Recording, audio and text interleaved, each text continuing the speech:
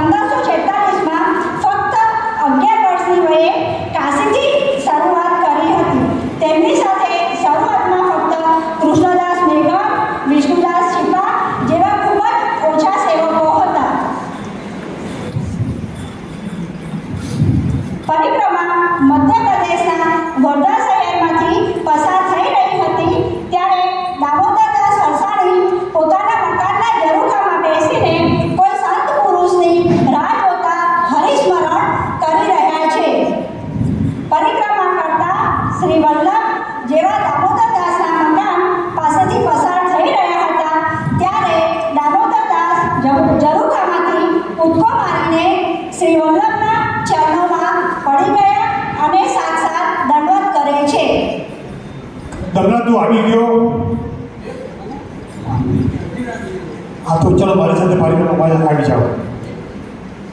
અને આમ શ્રી દામોદરદાસ સરસાણી પોતાનું મકાન, સંપત્તિ અને સર્વસ્વનો ત્યાગ કરીને શ્રી વલ્લભની પાછળ પરિક્રમા કરવા લાગ્યા.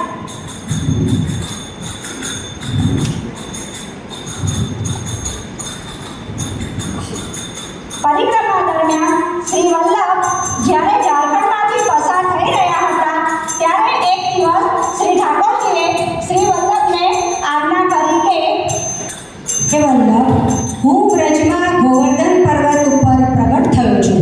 તું ત્યાં આવીને મને પર્વતમાંથી બહાર પધરાવી મારી સેવા શરૂ કરો. જેથી શ્રી વલ્લભ પરિક્રમાનો માર્ગ બદલીને વ્રજમાં જવા માટે મથુરા થઈ ગોકુળ પધારી શ્રી યમુના નદીના કિનારે મુકામ કર્યો.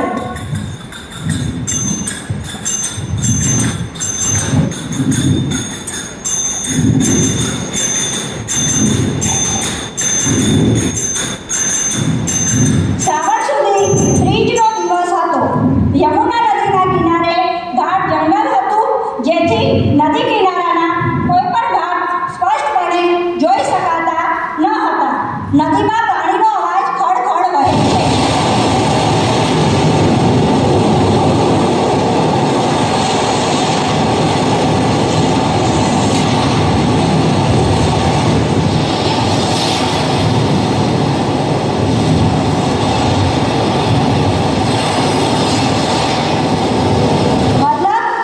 યમુનાજીને કમળની માળા અર્પણ કરે છે અને સ્તુતિ કરે છે.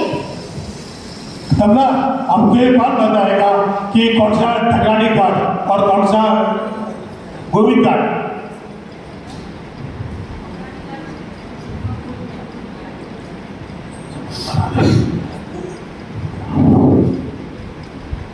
श्री हमने महारानी की जय.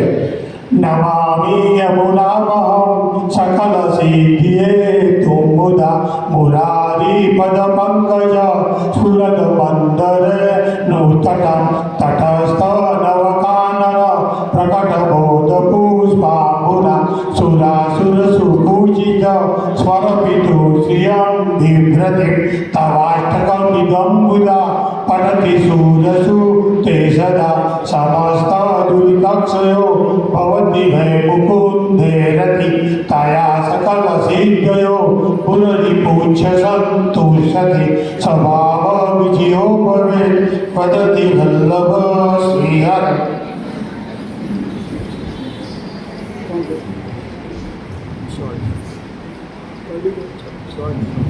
અને શ્રી વલ્લભ ભગવાન પર બેસીને શ્રી ભગવાનનું ભાગવતનું પારાયણ શરૂ કરે છે.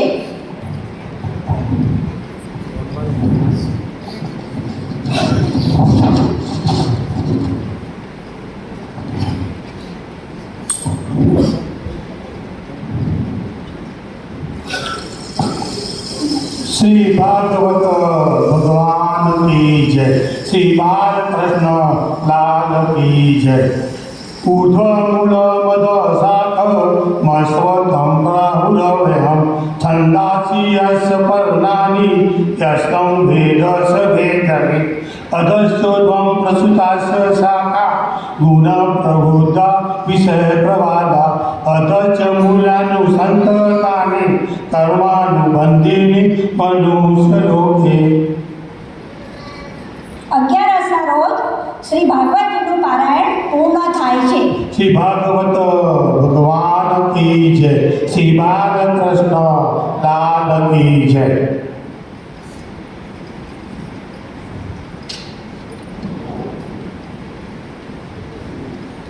રાત્રે શ્રી વલ્લભ ગોવિંદ ઘાટ ઉપર શમી વૃક્ષની છાયામાં ઘોડ્યા હતા અને થોડે દૂર દામોદર દાસ પણ સૂઈ ગયા હતા.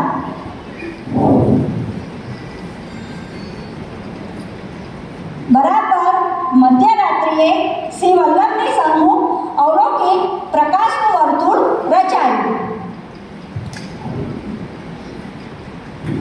અને સાક્ષાત પૂર્ણ પુરુષોત્તમ શ્રી ગોકુળચંદ્રમાજી પ્રભુ પ્રગટ થયા. श्री गोकुल के चंद्र की जय. શ્રી ગોકુળચંદ્રમાજી પ્રભુ શ્રી વલ્લભને બ્રહ્મ સંબંધ મંત્રની દીક્ષા આપે છે અને આજ્ઞા કરી ભગવાન શ્રી કૃષ્ણથી વિખુટા પડે હજારો વર્ષોનો સમય વ્યતીત થવાથી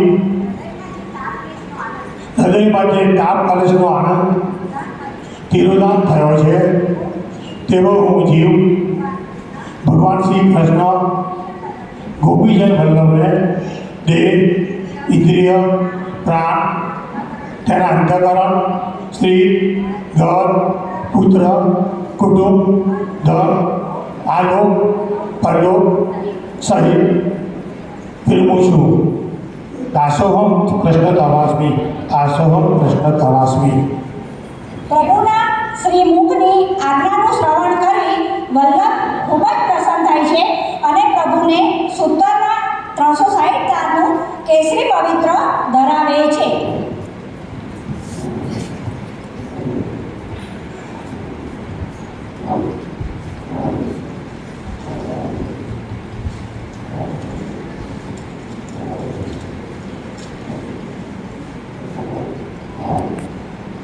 श्री गोकुल के चंद्र की जय.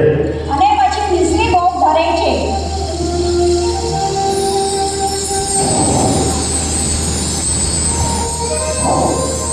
મધુરાષ્ટકની સ્તુતિ કરે છે.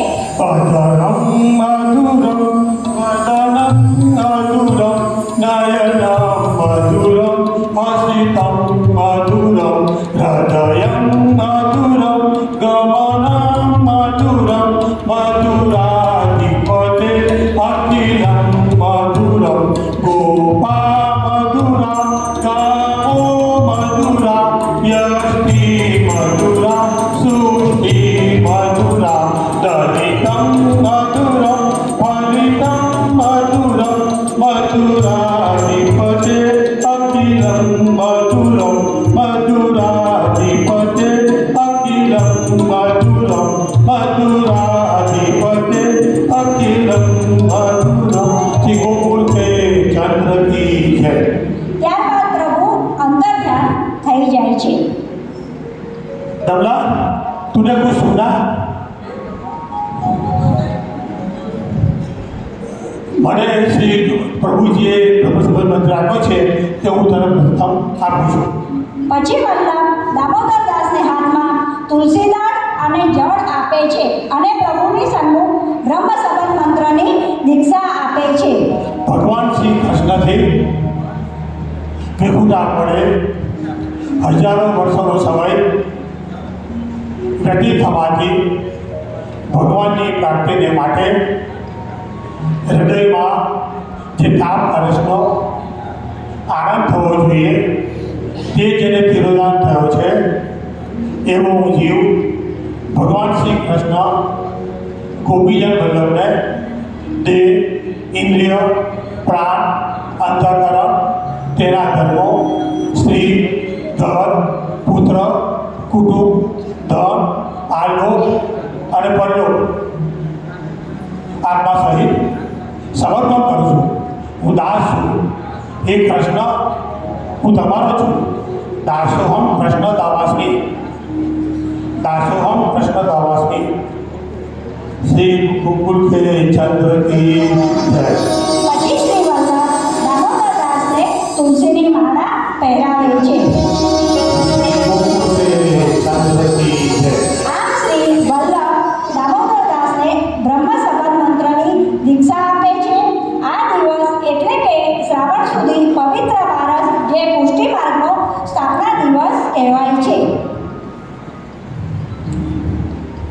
કમલા, તને મેં જે પ્રતિબંધ મંત્ર આપ્યો તે તને ખ્યાલ આવ્યો? હા, તો હું તને સમજાવું છું.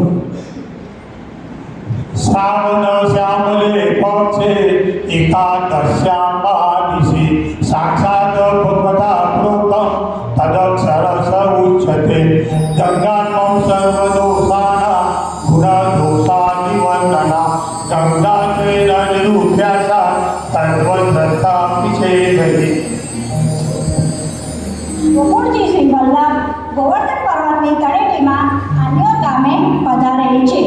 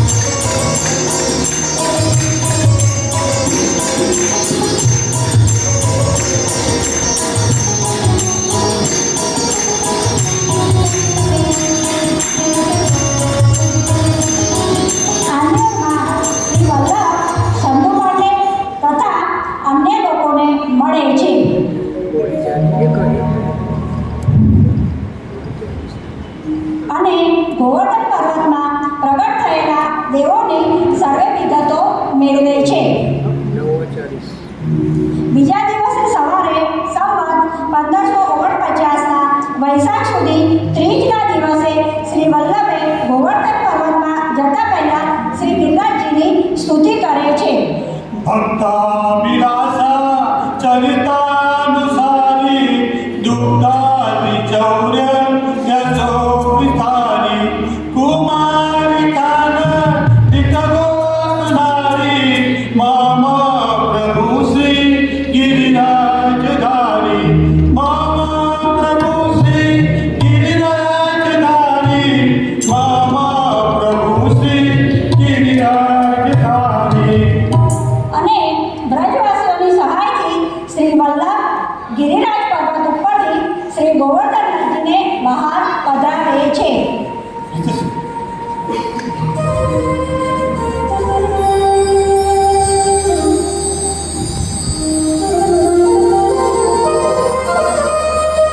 શ્રી ગોવર્ધન નાથ કી જય. વલ્લભ પ્રભુને સાક્ષાત દંડવત કરે છે.